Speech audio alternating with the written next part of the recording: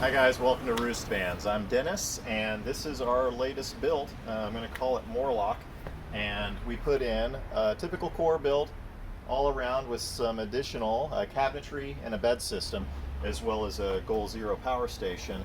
And one of my favorite products is the Freedman Foldaway seat with the Fenton mounting plate that allows you to remove the seat, unbolt it from the vehicle pretty easy.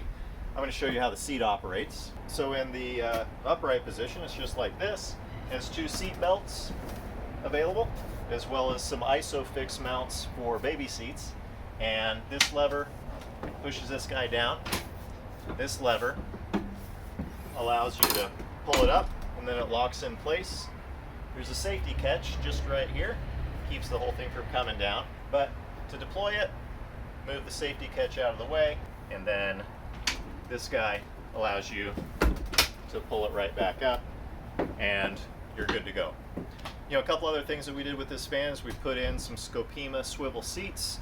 We also installed our vent fan and vent fan trim ring in the forwardmost position, an array of ceiling lights, and a customized mounting point for the switch panel on the power station, so that whenever the customer comes back for a phase 2 and we add in a couple of cabinets as well as our passenger compact kitchen cabinet, then we'll be able to move that switch plate to the front of the cabinet.